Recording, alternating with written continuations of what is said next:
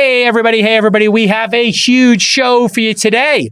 We do. First up, we're doing a slightly failed attempt at a 5 for 5. Like a 5 for 8. With news, it's more like a 5 for like 10 to 12 minutes per because it's so interesting. First up, we're talking about Katie Haun's new record-breaking crypto fund that she just raised, Bored Apes' massive valuation, Apple's possible neobank play, Worldcoin and your eyeballs, and a potential new iPhone competitor. And it is a rapid fire breakdown.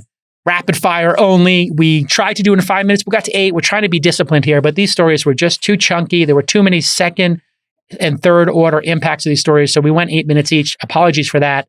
But we have also at the end of our 5 for 8 news breakdown, Molly is going to sit down with one of our launch founders. These are the people we've invested in. If we invested in them and we have skin in the game, that means they're doing something special.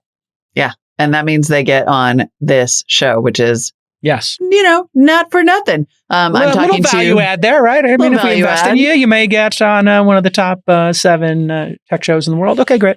Just saying. No biggie. I'm talking to launch cohort number 24. That is our current cohort, founder Ben Miller of ChroniFI, who's building consumer software to help people figure out how to become financially independent and also when they will be financially independent. I'm not going to lie, I downloaded it.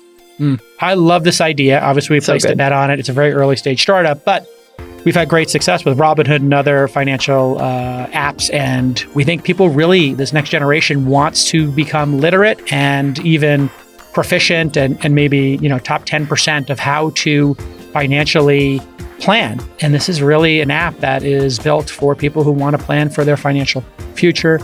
And I think that's like really cool to have somebody in your corner. It's going to be a great show. Stick with us. This Week in Startups is brought to you by Rocket. To hire in today's competitive market, you need outstanding recruiting. Rocket's expert recruiting paired with ML candidate matching set them apart from the rest. Get 20% off your first placement at getrocket.com/twist. Lemon.io. Need to speed up your product development without draining your budget?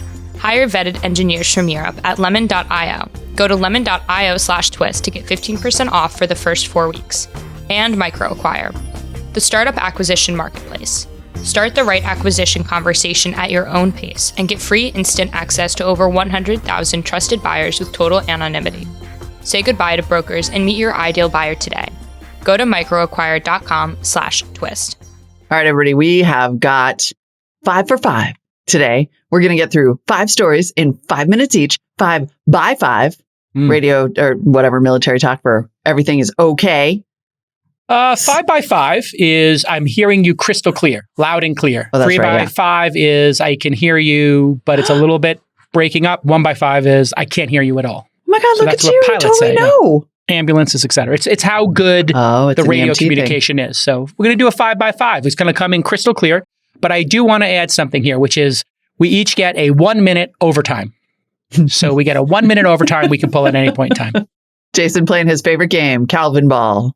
So everybody changes the rules whenever he wants. Or how about we can take 1 minute, we can give 1 minute. So I could give you a minute and ask you to keep going, and you could ask me to keep going on something, or you could take it for yourself. So it goes either way.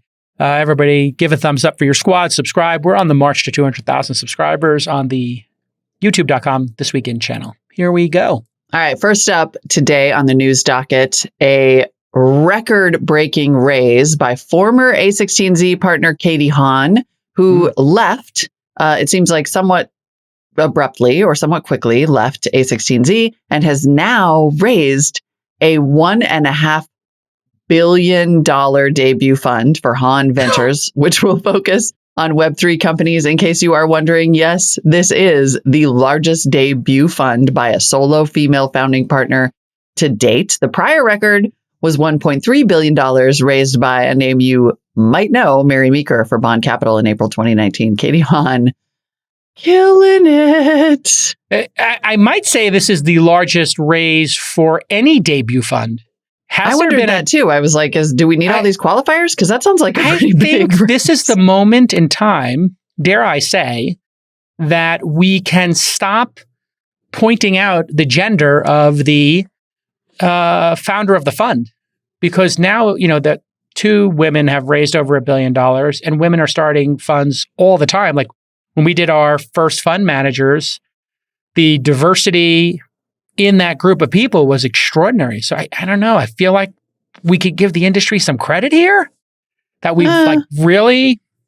Do we ever get to take a win? No, we should definitely take a win. This does appear, according to Axios, this appears to be the largest fund ever raised by a solo venture capitalist, let alone by a solo female VC. I mean, listen, like female VCs still are only, I think, about 11%. So we're not ready for a victory lap yet. However, if we can get to the point where it's just like, yep, you raised the largest one. Great job, you. And we don't have to talk about it because I'm with you. I always say that I don't want to win the like journalism awards that they only give to women. I want to beat everyone. I don't want to only get the deals that women get. I want to beat everyone. Yeah. Katie just beat everyone. Yeah. It's incredible. Let's give it to her. Unbelievable. And she's brilliant. It's also, you think about LPs.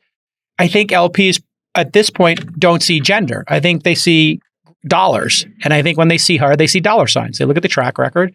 I don't think they particularly care about gender. I think they care about her track record and her ability to find deals in the Web3 crypto space that will, 5 to 10x their money. That's what they're seeing. They're seeing dollar signs. The same thing for Mary Meeker. So as terrible as the track record was, I'm just delighted to see it moving forward. And yesterday we had the story of Sequoia launching a new accelerator, ARC, and the 2 people running it are women. So I think this is becoming like a really great tipping point, dare I say, for the industry. She is a former federal prosecutor, which is pretty amazing. I had a great conversation with her. We were on the same flight one time and talked for 2 hours. She's super brilliant. She joined Andreessen in 2018 as their first female GP. I mean, Andreessen has a horrible track record with diversity. I'm not saying that just to dunk on them. It is what it is. If you look at their first 5, 6, 7 partners, 8 partners, 9 partners, I don't know what it was. Somebody can look it up. Every partner was just a rich white guy who previously ran a SaaS company. In fact, I was told that was their strategy.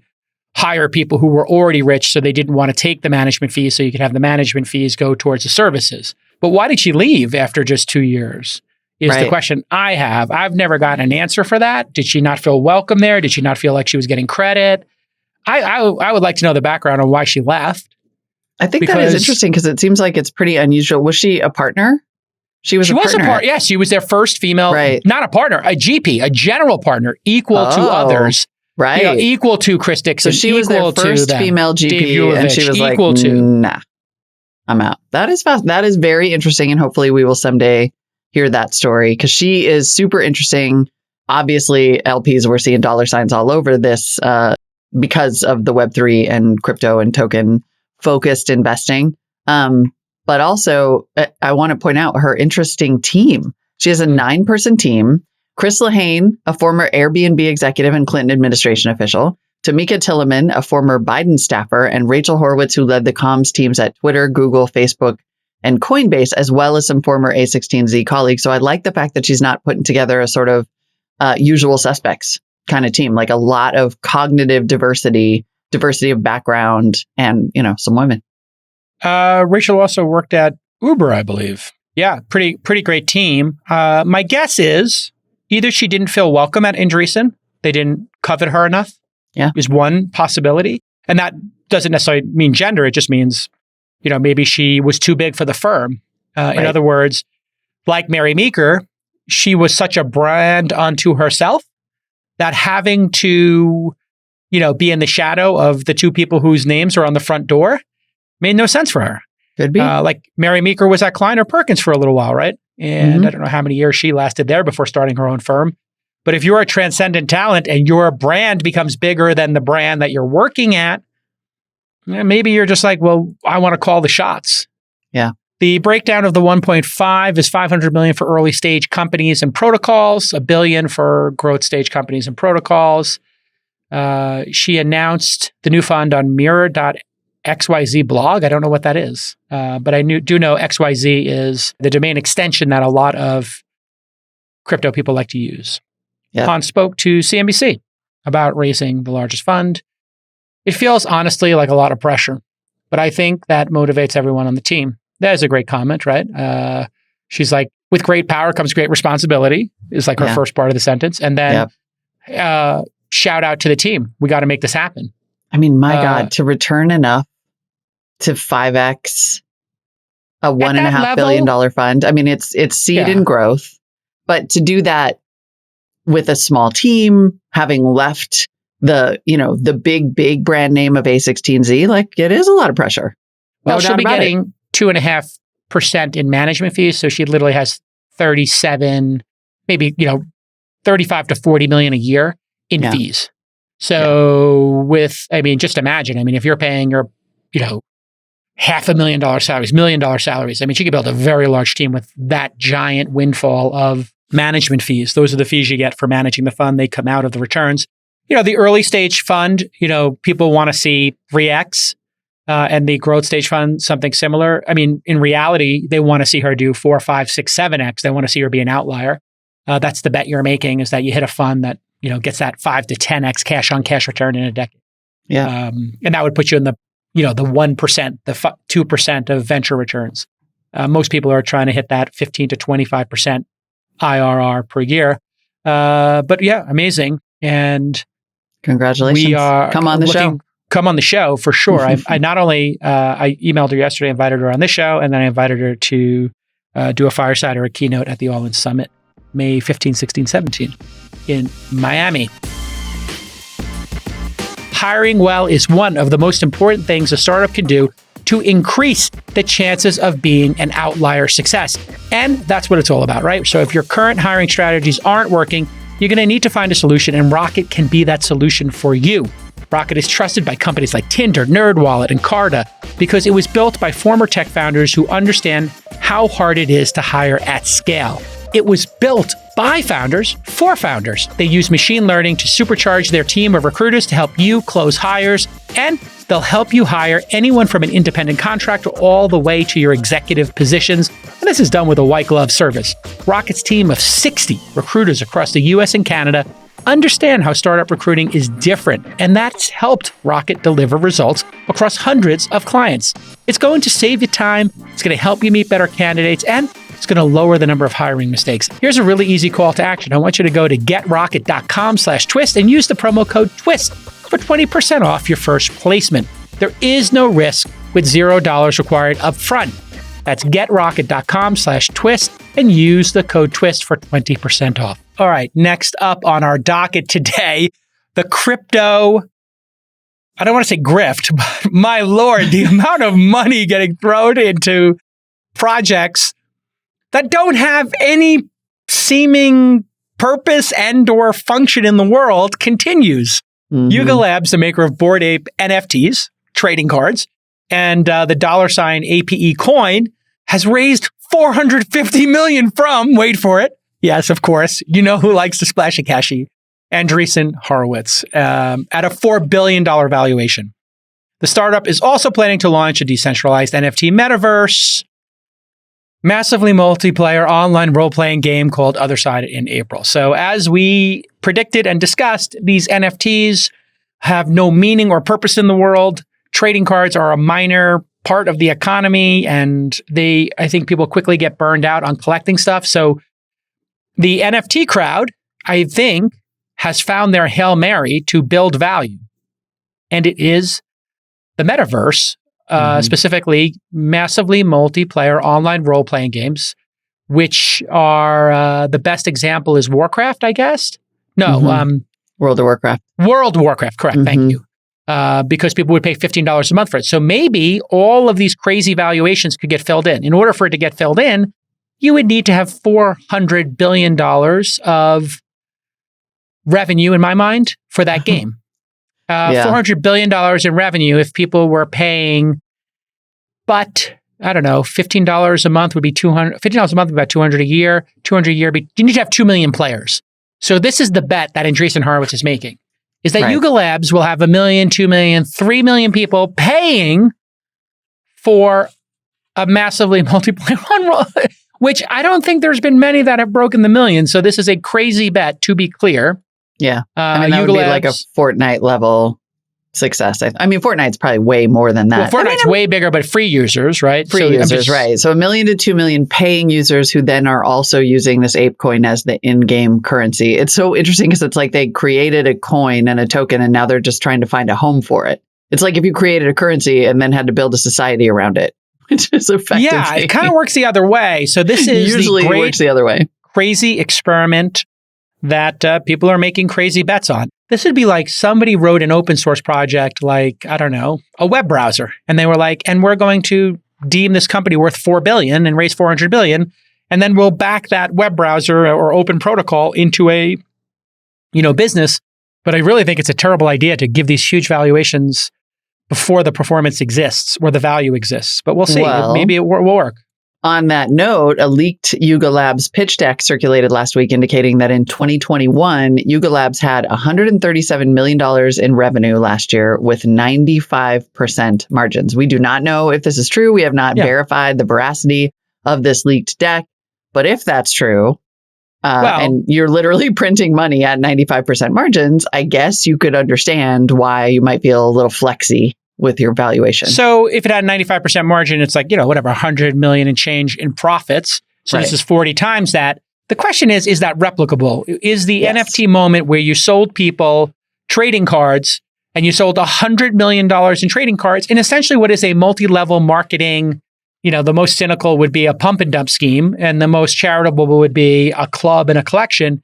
Mm-hmm. Is that in any way sustainable in the future? Yep. And can they print up 10,000 more apes for $10,000 each or whatever they can get for them? Because that 137 million must be the selling of the original apes, or maybe it's transaction fees. Do they get a piece of when they resell the apes? Maybe they get 10% of that. So maybe this is just the speculators paying that 10% vig. I was never clear on if the apes had that built into them. So as of Wednesday morning, ApeCoin was the 26th most popular token on Coinbase. There is a little bit of a brouhaha. When you airdrop these or you create a new token, who gets them, right? Who gets it first, Molly? So tell us, how did this break down? Well, and this is what is so interesting about this process, especially when you consider that they've created a currency and now they're trying to create a society for it to have a home. Because when you look at who owns most of these tokens, it is not particularly decentralized. 47% went to, when the coins were initially issued, went to the ApeCoin DAO treasury. 15% went to Bored Ape owners, people who already had the coins. 15% went to Yuga Labs employees. 1% to the Jane Goodall Legacy Foundation. Lovely. 8% to Yuga Labs founders. And 14% went to launch partners, aka insiders. Investors like Andreessen Horowitz, meaning early investors have a significant amount of control of not just the company, but also the decentralized autonomous organization, the DAO. I'm going to take my minute overage on this one. And this is what crypto people were so upset about E1416Z. And remember, Jack was dunking on Chris Dixon. Yeah. Because they were like, these projects, they're saying they're decentralized. They're saying that this is going to disrupt venture capital and this is going to create a new world that has more equity in it. And meet the new boss, same as the old boss. It's all the insiders are getting rich, and then the public is the bag holders. Andreessen Horowitz gets to buy on the floor. Y'all suckers out there get to buy at 3x, 4x, and they liquidate and create bag holders potentially. I don't know if they're doing that or not. Nobody knows. That's the problem with this and why the SEC needs to be on top of this. Is because this kind of market manipulation or insider trading, you could look at this as investing or insider trading, right? Depending on the lens you go through. Yep. And if this is getting pumped up and people are getting excited about it, you don't know. Maybe Andreessen Horowitz is buying these things for a penny and selling them for $40 and getting this quick hit. And maybe that's why crypto funds are raising all this money, is because there's no rules. And all this circumvents everything that the SEC set up to make a level playing field. And, more often than not, it's not the, Andreessen Horowitzes of the world who are going to get screwed. Yeah. Who's going to get screwed?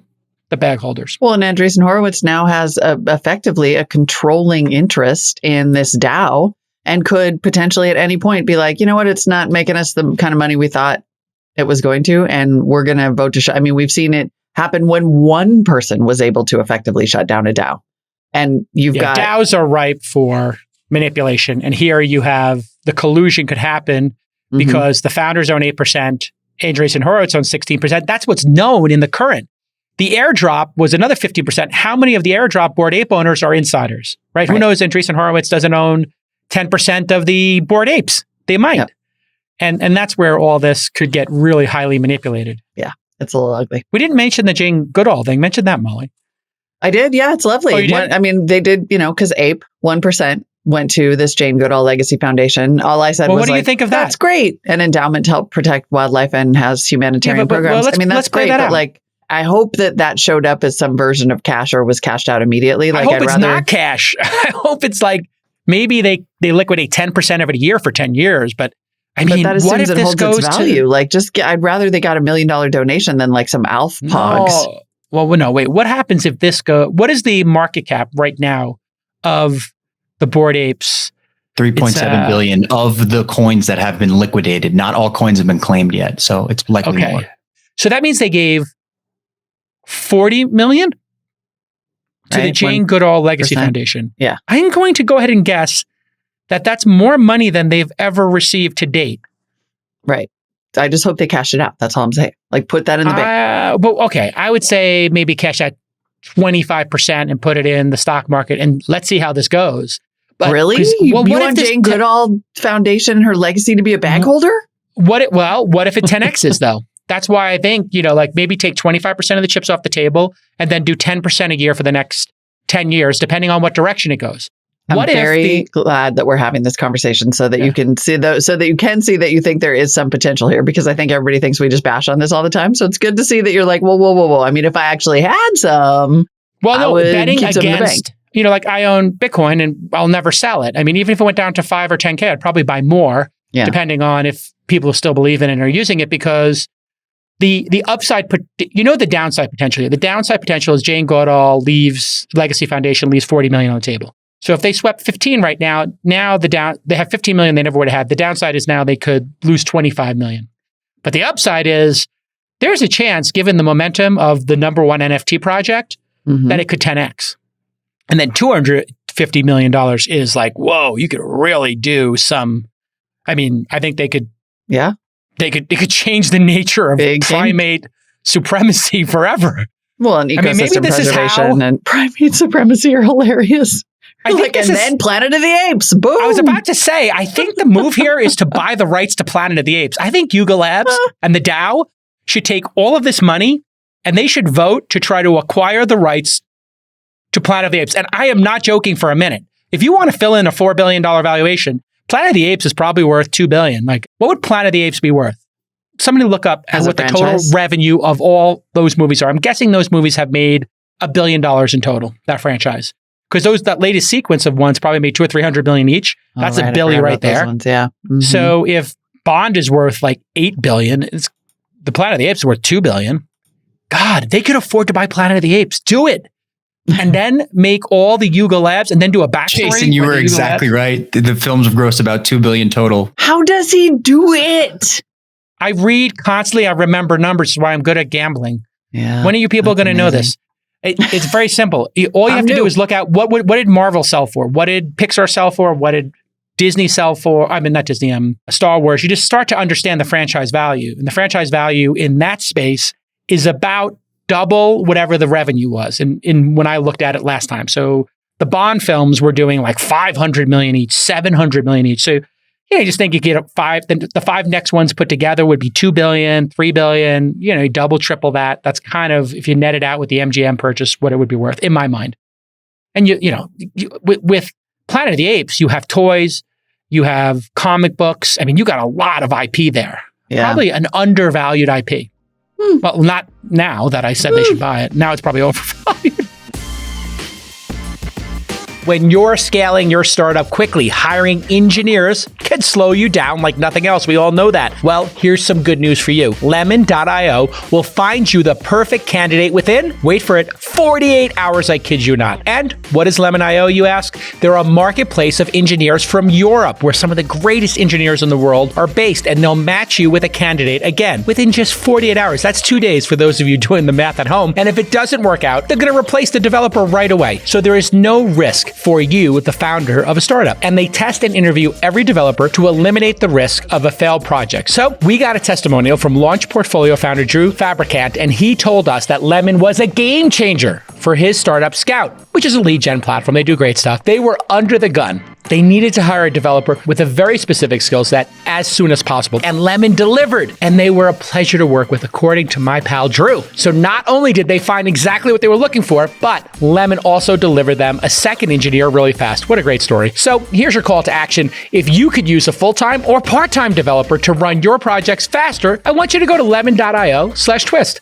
Again, lemon.io/twist. And you're going to receive a 15% discount for the first 4 weeks of work with a developer. What a great deal. All right. Apple has acquired a UK-based banking startup called Credit Kudos, which makes APIs for lending platforms. Apple paid a reported $150 million for the startup, according to The Block.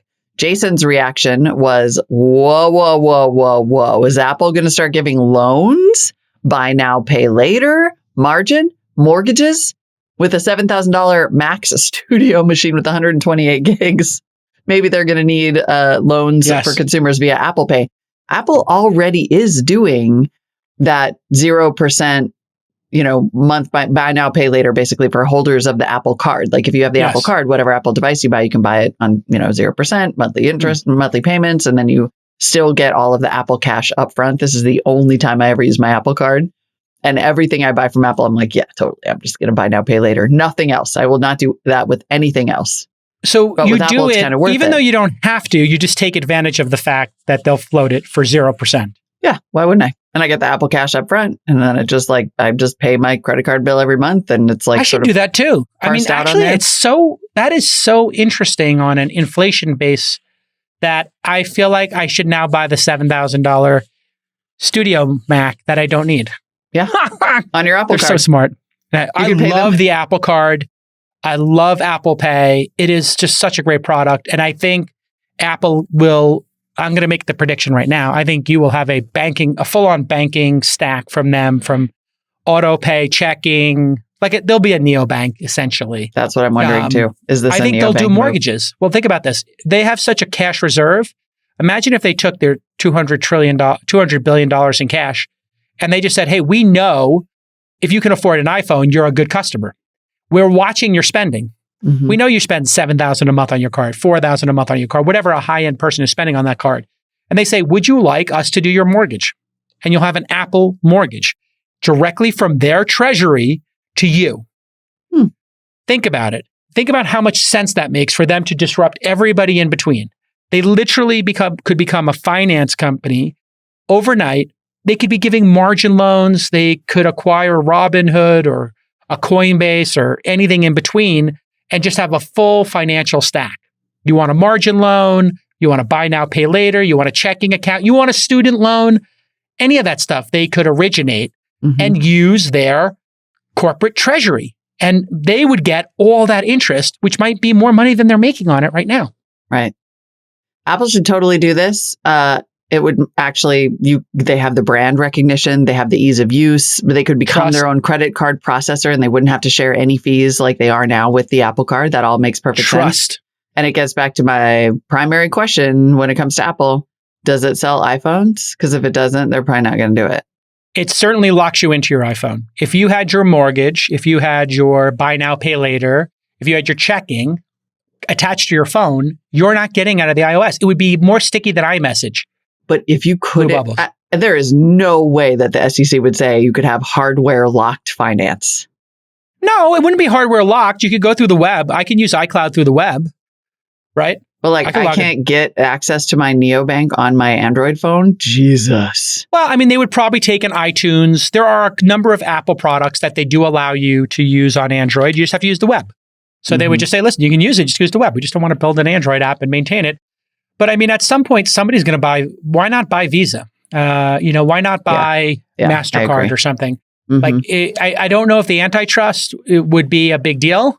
But I do think if you start looking at Square, MasterCard is worth $335 billion. Like, why wouldn't Apple buy that? Yeah. That makes total sense. And then it's, this is why Apple needs to get more aggressive. This is kind of their playbook. Buy the $100 to $250 million tiny tuck-in acquisitions, we call them in the industry.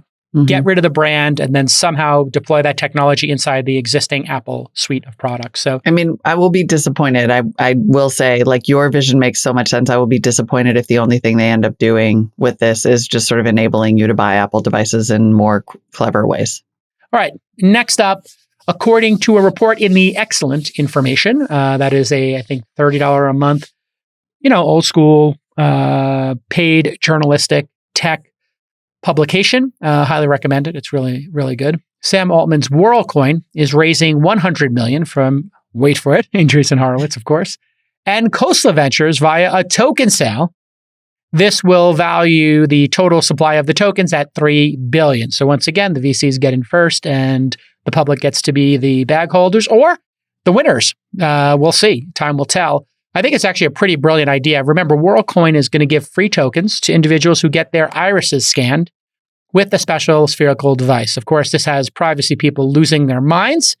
You're basically paying people to give up all of their privacy. And the most protected, or I think the most efficient and hard to build database in the world for a biometric, which is your iris.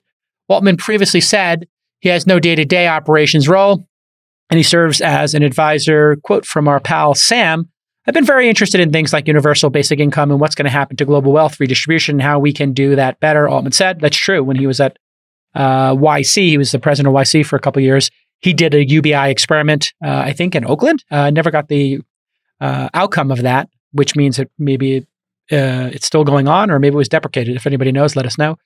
Producers at thisweekinstartups.com. Is there a way we can use technology to do that at global scale? Quote from Sam Altman. They previously raised $25 million from, wait for it, Andreessen Horowitz, Coinbase's venture arm, and Reid Hoffman. Worldcoin's price is at 1 cent today. Last week, Bloomberg reported that WorldCom was halting operations in 7 countries due to fraud attempts and other logistical barriers. That's what happens when you give away something for free. And the WorldCom device is a hardware device that looks like a droid that is going to conduct scientific experiments on you in a dystopian science fiction film. Here it is, if you're watching the video. Yeah, maybe suck your soul out of your eyeball. I think it's literally going to take your soul out of your eyeball or in some way implant a special code for Order 66 when all of us will be forced to kill the Jedi. And the Emperor Palpatine tells us to. It's a crazy idea. So, what do you think, Molly? I like it. I want to back up to so what we're saying here is that the vision is to redistribute global wealth by bribing people to give up their biometric data. That would be a...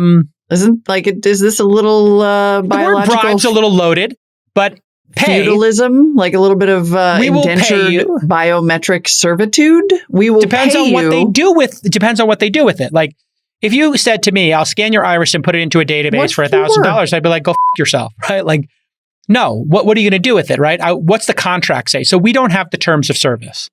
I need to see the terms of service. So can somebody find Worldcoin's terms of service and the contract when you give your iris? Now, if they're saying you're going to give your iris, we're going to put it in a hash. You'll have the other side of the hash, and you're the only person who can unencrypt it. But when you go to a store, if you want to pay with your iris, you can look down into this thing, blink 3 times, and then it will send a note to your phone. Do you want to pay this amount? And you press on your phone in the app, yes, it's you.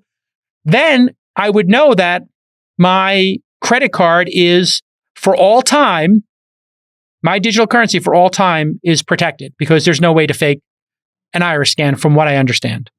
It's the hardest to beat biometric. So what they're saying is that they want the iris scan to verify your identity to minimize fraud so that you don't sign up more than once. But literally, unless there is a terms of service that says this data will never be shared, it will be deleted like after 2 weeks. All right, well, let's read the privacy statement. And it will never be shared in perpetuity. I'm just saying that when you have those two concepts together, you get a token in order to scan your iris. And the goal is like wealth redistribution, then that just sounds to me like you're trying to create an entire world of people who no longer own the rights to their own irises, but they did get that token, so they're stoked about it. Here we go. To gain I read access, too many sci-fi books. Yeah, so there is But still. I don't want to be too critical here because it's a new idea, but I do think they have done a bad job communicating the privacy implications here. So let's just read from the terms of service. To gain access to our services, we'll ask you to provide us with some information about you. Please note that we may not be able to serve you as effectively or offer your services if you choose not to share certain information with us. We may collect the following types of data from you. So this is very much in the may. First name, last name, email address, feedback and correspondence from you, such as emails, chat messages, and other communications. So that's like their CRM system. If you ask for information, we're going to put it into our database. So if you ask a question to the helpline, and then third-party social media websites data. So that means if they get your LinkedIn, they could scrape that and put it into your profile. That's pretty standard. And I don't think anybody considers that a leak or anything because you put that stuff out publicly and that's your choice. Although it's important to let people know that. To the extent permitted under applicable law, well, there's a disclaimer, we may collect certain types of data automatically, such as whether you interact with or use our services. So that means if you're on our website and you click on a link, we can note that you clicked on the link, terms of service, and you would be in the bucket of people who read the terms of service or went to it. It could be like the troublemaker bucket or the smart bucket. This information helps us address customer support issues, yada, yada. Online identities. Here we go. Geolocation and tracking details, computer or mobile phone operating system, web browser name and version, and your personal IP address. That's standard in the web day and age. That's nothing new. Every website does that. Usage data, authentication data, security questions. That's like your, logging in, where did you go to school? What was the name of your first puppy? Public social networking posts and other data collected via cookies and similar technology. That's like the Palantir kind of stuff, or the, what's the name of the AI company that does facial recognition? That's very clear. That's Clearview kind of. This is all disclaimer. Very standard. This is all very standard. That's a Clearview. Hey, you put your photos on your Instagram account. We have your photo in our database. Anonymized data. And I don't see anything here in this data about. I don't see anything about deletion. There's nothing about the biometric. So this is all standard template stuff. So this is a standard template. When you make these terms of services, your attorney has all the stuff and they just cut and paste it. So where is the actual biometric stuff? So I think what they're doing is they're letting people sign up. They give them some coins. When this biometric comes out, you're going to be able to go to it, scan your iris, and then maybe that turns your tokens on.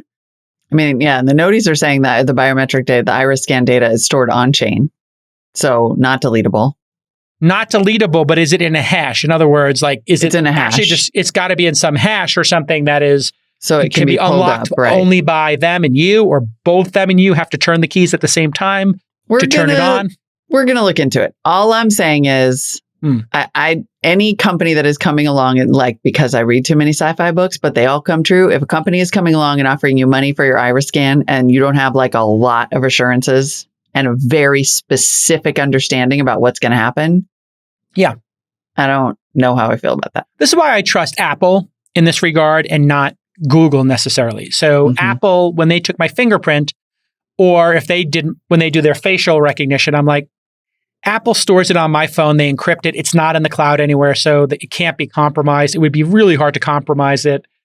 And actually, I think that they put it on their chip in the last presentation. I think they had I think so. It's locally processed. Locally processed and somehow stored on your chip and encrypted in your chip. It's all about trust. Exactly. It's all about trust. So I'm just like, you know what? It sounds good to me. I trust you, Apple. Right. But with Google, I'm like, okay, I don't think Google's going to leak it, but how are they going to use it? And then with Facebook, I'd never do it. Right.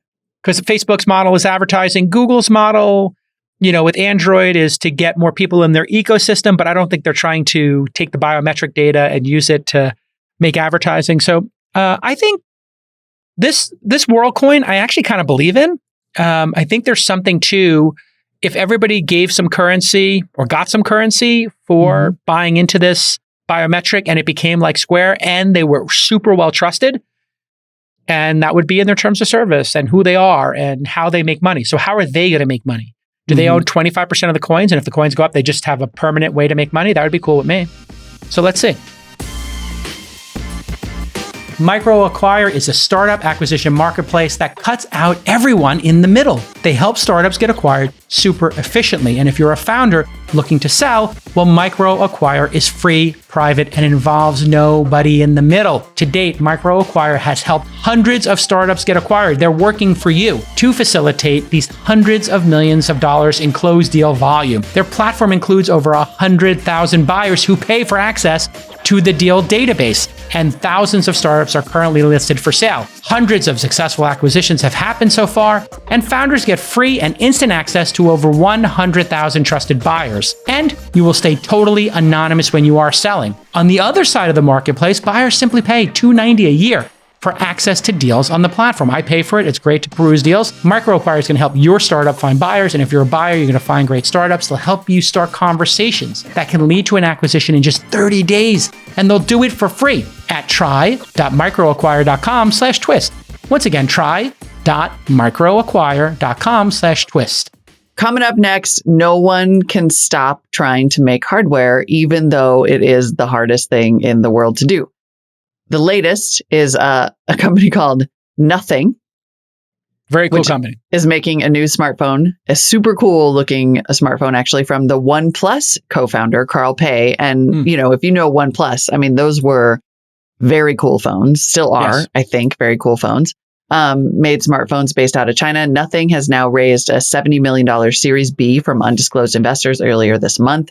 Its first product was a 99 pair of Bluetooth earbuds, which look, AirPod-esque, but black and kind of like a lot more matrixy. And the next product was announced today, and that is going to be a smartphone. Amazing. And those earpieces had, if I remember correctly, a little LED on the side. So I think it showed you like what song was playing, or which I don't know if that makes any sense. Right, because you can't see that. Or not, because you can't see it, but other people can see it. I wanted to have for my dog walk, I want it to be like, don't talk to me. I'm listening to a podcast. I don't mean to be. I'm talking to the police right now. I'm calling the police right now. But can somebody confirm for me that the thing on the side was actually an LED readout? Because I thought that would be cool. Like these little LEDs. I saw somebody had a USB cable now that told you in a little tiny LED on the side of it what the charging speed was. 60 watts, I guess, or what is it? Kilowatts or watts? It's watts. And it just said 60 or 40. Because when you plug in your phone, you're like, am I getting high-speed charging? You don't know. And you're like, I assume I am. I don't know. I thought that was kind of cool. So I like this idea of the LED on every device. Like, why doesn't the back of my iPhone or my iPad have like an LED that just gives me like little updates, like messages or whatever? So when my phone is upside down, I can see the battery percentage, right? Totally. Wouldn't that be cool if you saw the battery percentage? We've been goofing off with the Samsung Flip, not the Fold, but the one that actually flips closed like a good old-fashioned flip phone. Well, I love that. And it is absolutely delightful. And it folds up into a little wallet-sized square. And then the outside has a little But you got a review it's unit an of that? LCD. No, I bought it for my son. And then he decided he didn't like it. And he went back to an iPhone. But I kept it because I was like, this thing is awesome. And I'm going to maybe have to use it as a freaking Bluetooth device since my Apple devices will not stay connected to my car. Oh, I have a tip for you. If you use Google Fi, you can get like a free data SIM. Yeah. And it will just charge you like $10 for your data. That's so funny. That's exactly what I did for this Flip, the Samsung Flip, to basically use it as like a Bluetooth burner phone. It's good to have a quick review we could show. It doesn't look like there's an LED on it though. It's like got a little LCD on the outside. It does not have an LED, the Flip, but it does have a little LCD on the outside so that I don't have to pick the phone up to see what's happening on it. It's just like a little boop, boop, But boop. the earpiece does have the LCD on it, right? The earpiece. Oh, sorry. That was about that. No, it does not have an LED. It does not look like. I just watched a review. Well, I'm looking at it. It says Nothing Ear. Is that just... It's just branding. It's just branding on the side of it? That's made to look like it? Are you looking at the same one? It looks like it should be a light. You sure? I see what you're saying. Yeah. It says Nothing on it, but I don't know. Maybe that's just meant to look like that? Meant to look like it actually is an LCD and they're goofing on you? Anyway. I'm excited. I like the idea. Pretty cool. If you could watch the video on here, you could. Oh, like software for what? Oh, this is the phone. Okay, so we're looking. No. This is the software for the earpods. What does the software do? You could essentially customize the settings for how much treble, how much bass you want.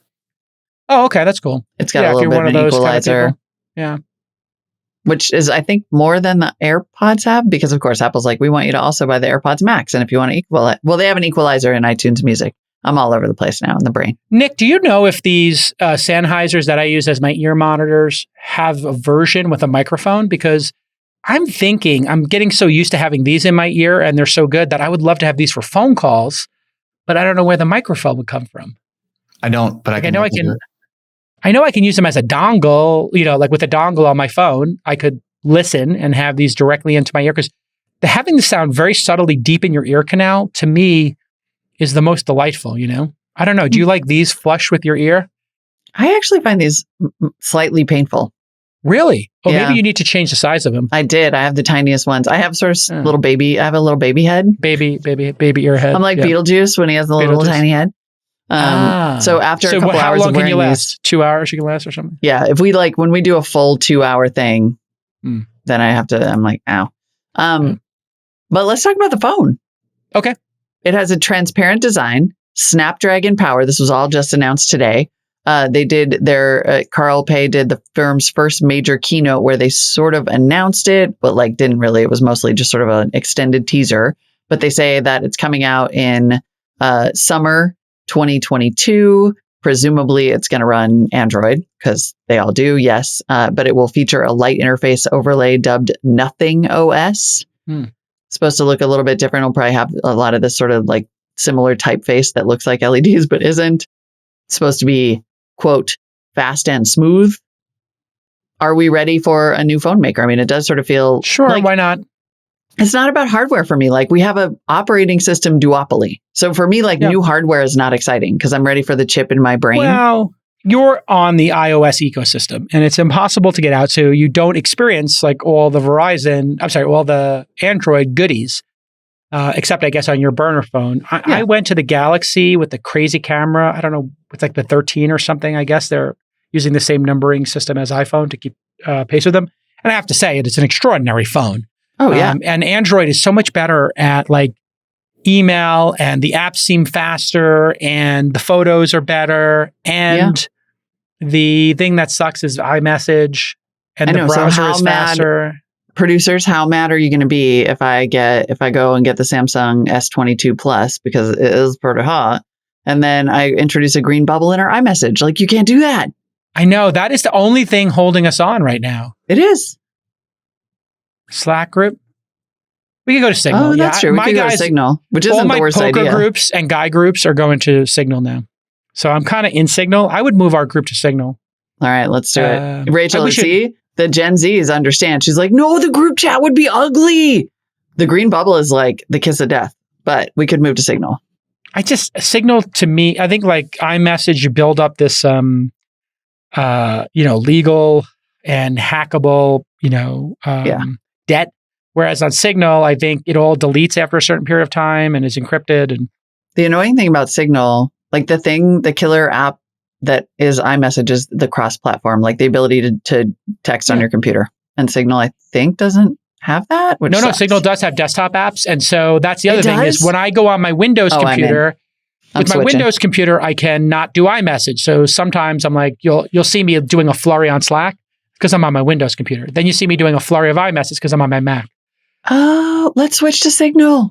Well, let's just try it for a week. Let's try it for a week, and then I'll know if I should switch all the way to Android, because I've been trying to get them to fix this Bluetooth thing for months now, and they just don't believe me. The number one thing that the government could do in terms of taking action against Apple is the App Store and opening that up, the pricing and the payments, which I believe they should. You should be able to use any payment system, and you should be able to not go through the App Store. So I hope that the government cracks the App Store monopoly and allows any App Store. In other words, Amazon could have an App Store that charges 5%, and you could use your Amazon Prime to buy stuff.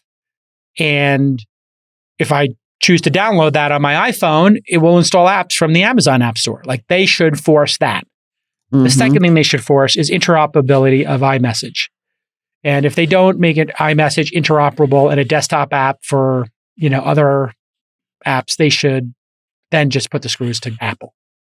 And Apple should do it as an opportunity. It's stupid on Apple's part to not just make iMessage a juggernaut. iMessage would be the number one messaging app in the world. Yeah. Full stop. All right. That's enough news for today. Maybe it's too much news for today. It might be, but you know what? We're not sorry. Sorry, not sorry. Sorry, not sorry. And taking a break from the news. Next up, let's get to my interview with Ben Miller, founder and CEO of ChroniFI. Ooh, and we have an investment in that. Yum, yum. So the Launch Accelerator is in its 24th cohort. I've been sitting down with some founders once a week to dig into their businesses. So far, I've talked with Craig Zingerlein from Growth University. That was episode 1387. Jose Ordonez from AirPals on 1392. Today, I have Ben Miller of ChroniFI, and I've actually been waiting for this one. No reason, because ChroniFI is consumer software focused on personal finances. Hey, Ben. Hi, nice to see you. I'm not saying we all need all the help we can get. I'm just saying that we do. See above, yeah. So tell us a little bit more about ChroniFI. The F is capitalized. Yeah. So right at the end there, you got FI, which is kind of an abbreviation, an acronym for financial independence. And so basically that's what it's all about. It's personal finance software that's geared towards helping people simplify their finances by understanding them in terms of time instead of money. And so how we weave in financial independence is it's all about, here's how long it'll be until I'm financially independent. Here's how long I can afford to be financially independent right now, et cetera. Got it. So the Chrono is time. Time, yeah. The FI is financial independence. How do you have a thesis? I mean, is this sort of related? I hear so much about the FIRE movement, the financial independence, retire early. Like, is that baked into this, or is it about setting your own goals and then tracking your progress? Yeah, it's interesting. I kind of came into the FIRE community, so to speak, a few years ago. First started with bloggers and folks like that, and then just went deep down the rabbit hole. And so that's initially who I thought I was building this for, just a way for people to optimize that process. I mean, it essentially grew out of the tool that I built for myself to convince myself I wasn't crazy to leave a high paid job and go do something more fulfilling. Yeah. And then have you found, though, you said you initially built it with that in mind. I would imagine they're into it, but are you finding a broader audience? Yeah, I am. It's been great to see the part that I'm most excited about is that it's functioning more as like a tent broadener than like an optimizer for people who are already in the movement. And so to be clear, it's not just about, people who eat, sleep, and breathe the FIRE movement. I'm finding more resonance than I would have expected with just the general personal finance community, because exactly like you said at the top of our chat here, it's just people don't know how to handle personal finance. Like even people who went to fancy universities and have high power jobs are just clueless because it just keeps getting more complex every year. And unless you're we just don't educate on it. I guess that's the root of the problem. Yep. So there are tools like this that already exist in some way, right? There's like Mint and various personal finance trackers. And tell us how this one's different. Yeah, it's the things that we see in the market already are, you mentioned Mint, other examples would be like YNAB or Monarch or folks like that. I think they do a great job of what they're designed for, which is looking at, in many cases, the past. Here's what I spent last month. They're budgeting apps, that type of thing.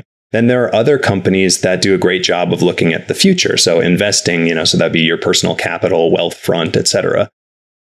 Where we're trying to slide in is in the present. And so by that, I mean, we're trying to help people answer that question of how does what I'm doing right now impact my overall financial health? Basically, I used to be the weirdo who was like sitting there in my bed for the first 5 minutes of every day on Mint, trying to convince myself everything was okay. And it always kind of left me empty-handed on that front because there was no what does it all mean element. And so that's what I'm trying to supply to the market. Got it. So since we can't watch a demo, obviously, everybody will have the chance to go and see your pitch and your demo. But since we can't watch that, give me an example of what might my 5 minutes in bed look like? Yeah, on ChroniFI. On ChroniFI. Basically, we try to make it really, really simple so that it's not just about like, hey, here's what you spent last month. And it's not just about here's how much money you've got in the tank. But it's about getting the context of your entire financial situation boiled down to simplicity so you can see not only where those things are, but how they relate to one another. And then most importantly, boiling it down to something that's intuitive and real, that is time, rather than something that's abstract and hard to understand. Everybody's probably seen those illustrations in like the Wall Street Journal of like, here's how many pallets of $100 bills $1 trillion is, or that type of thing. The point is, it's just like, $1 million, for personal finance examples means something totally different to different people. But time is something everybody can understand. Once you see, oh yeah, this coffee habit is delaying my retirement by 3 months. How do I feel about that? Then you're able to make decisions that are aligned with your long-term goals. And so step one, boiling it down to simplicity, being able to go, oh, I've got 5 years in the bank. So how do I feel about that? Do I feel strong enough to take a risk, et cetera? And then dynamically track it over time. Over the last month, I got 6 months closer to retirement. What's that coming from? How do I feel about that? Is there something else I want to be doing with my life? Got it. So time is the ultimate quantifying mechanism here. It's sort of like, I'm actually thinking of MyFitnessPal, which I use to track calories. And when I find that I'm getting close, I basically am like, oh no, I have to go to the workout store and buy some more calories. Yeah. It sounds like you're describing it almost that way. Like if you see that a month get shaved off of, I have to work a month longer in my life. Like that could be motivating at almost any age. Oh, absolutely. And you're totally right. I mean, it's all about trade-offs. It's not like a top-down, thou shalt not ever go to Starbucks again sort of thing. It's more of a, hey, listen, here's where this fits into the context of the rest of your life. Now you make your own educated decision. Does this align with your values or not? If you love your job and you live for Starbucks, then great, do it 3 times as much. But if those aren't the case, then, give it some thought. Everyone always says Starbucks, but like, what's the real bad habit? Yeah, I mean, that's the tricky part is it like sometimes your bad habits aren't actually all that bad. Like the 1-2 punch of this thing is like everybody understands this whole like trim the fat side of things. Everybody should be getting rid of like, those. Leave my Starbucks alone, man. Give me some like actionable intelligence. Right. Yeah, something you can actually operate on. The thing that I've found, from using this type of approach for so long has been actually, in some instances, it pushes me towards spending where I otherwise wouldn't. For example, on the gym membership, like right now I'm paying for a jujitsu gym membership that costs like $2,000 a year. And so it's like, that's a lot of money. I can feel my wallet getting lighter, but because it's worth it, because it's aligned with my long-term health and well-being, then it's just like, okay, well, if money's not for that, then what is it for? And so being able to not only evaluate where something is ruled out, but also where something is ruled in, where it's my responsibility to spend the cash. Gotcha. So like coffee, fine. Maybe beer and gambling. Gambling? Yeah. Exactly. But I like the longevity element built in here too, which is like you are going to want to retire and you're going to want to live longer. And is that the kind of context that does surface in the app? Like this is in the green because it's helping you not die. Yeah, it's interesting because it's like I started out in my job, for example, with like my old job. I was working at a big bank trading foreign exchange derivatives. And so I had this plan that was like, I'm going to get a giant pile of money and live off the interest. And then it was just like, okay, no, this is not. I have that plan too. Right. I mean, we all do to some extent. And so I realized about myself, like, this is not going to work for me. One, for those of you who are watching, not listening, like, I don't have any hair. Like that, I left my hair on the trading floor at Goldman. So it's like, what else is it going to take for me?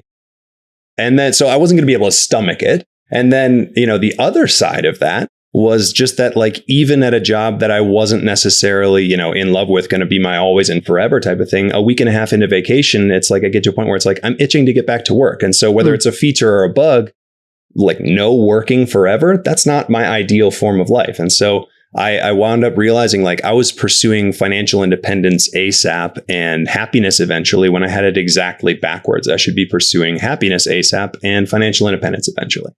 Yeah. Well, I hate to transition from this really wonderful, like philosophical examination of priorities to pricing. Yeah. But should someone want to examine their priorities in this way, how does the pricing, how's the business model work here? Yeah, it's just a straight subscription model. So it's $10 a month after a 30-day free trial. I like that a lot from the standpoint that I think people are waking up to the fact that if they're not paying, particularly in financial services, then they are what's being sold. And so this way, the only incentive that we have as a company is to provide the best possible product for our customers. And so with that in mind, it's compared to its alternatives of going to, hang out with an RIA or a CFP for an hour for, $150 plus, like that type of thing. It's pretty easy to access for the people who are willing to grip it, rip it, and do it themselves. And then it seems like it's working. Month over month revenue growth is 22% in 22. Yeah, exactly. You do that on purpose. I'm all about the twos here. It's working. People are jumping on. I think we're getting a lot of a tailwind from the Great Resignation.